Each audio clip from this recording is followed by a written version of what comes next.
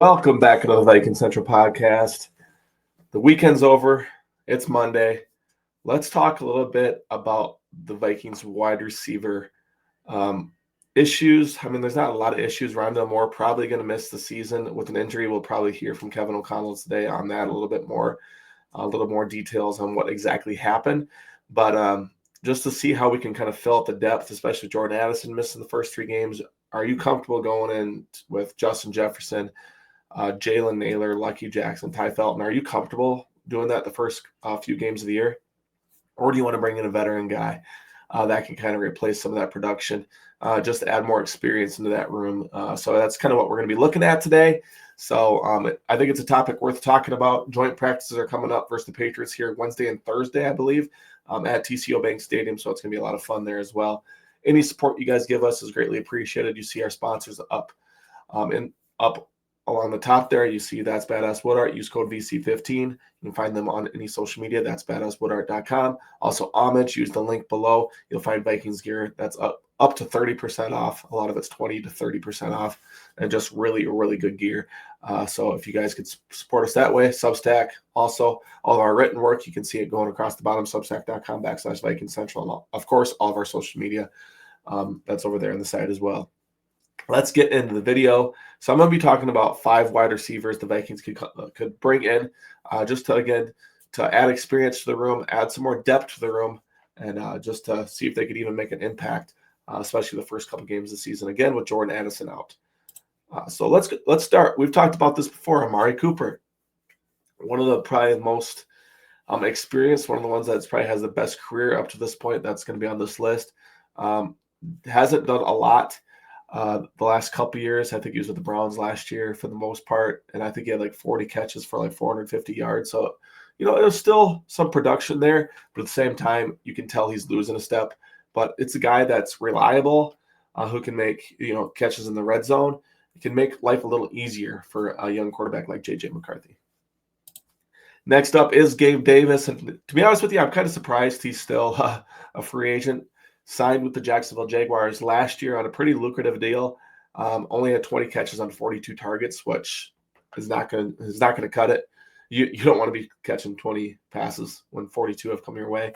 That's not a recipe for success, obviously. But he did have a couple touchdowns, I believe 2 touchdowns and like 250 yards or so receiving. So a really mediocre season. But when he was with Buffalo and Josh Allen, he was very productive as that second or third option behind Stephon Diggs, and a guy that can just kind of stretch the field a little bit too.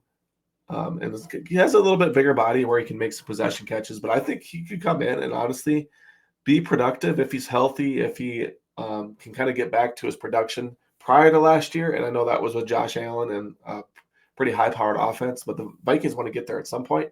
So if Gabe Davis and the Vikings come to a conclusion where they want to make a contract happen, I think it could be really good for both sides.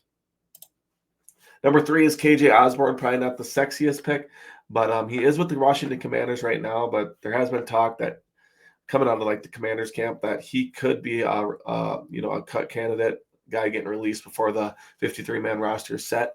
If that happens, I could definitely see the Vikings bringing it back in. Familiarity with the Vikings organization, 1 year in Kevin O'Connell's offense. So I could definitely see that being, a case where they just want the continuity factor with the offense, a guy that doesn't have to learn, every in and out of Kevin O'Connell's scheme, which we've seen before where it's a lot. So I think KJ Osborne could definitely be a guy they look for. And he was productive here in Minnesota. So if they can get a portion of that back, I think that, again, is really good for both the Vikings and KJ Osborne. 4 is Tyler Boyd. There was some steam last offseason where Tyler Boyd and the Vikings had some potential communication where it could have came about for a contract, but he did end up signing with the Tennessee Titans. I think he had 40 receptions or so for just over 400 yards. So, again, the production's there. I don't think he got into the end zone at all, but there is some production still. He's 30 years old, so he's still got a few years of football left in him, and a guy that can just move the sticks, where I think is very important for a young quarterback.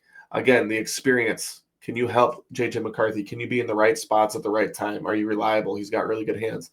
I think those things match up pretty well with what the Vikings are looking for. Number 5, again, not the sexiest pick, but it's Brandon Powell returning. And especially with Rondale Moore getting hurt now, they probably need a punt returner. I know they probably could go with Silas Bold or maybe Ty Felton, but I feel like they want some experience back there. Brandon Powell could be that guy. He wasn't the best punt returner, but he was reliable. And he was reliable catching the ball. And we've seen guys muff the ball all the time. We don't want that for the Vikings. So I could just see Brandon Powell returning. He did make some plays in the pass game as well. But it's an option where I could really definitely see the Vikings just doing something really, low key, and Brandon Powell could be that guy. So that's what I have so far for you guys. Thank you for hopping in. Vikings Central. The Vikings could make a move here for wide receiver just to fill out that depth chart, get another guy to fill in for Rondale Moore and Jordan Addison for those first 3 games of the season. God bless. See you in the next one.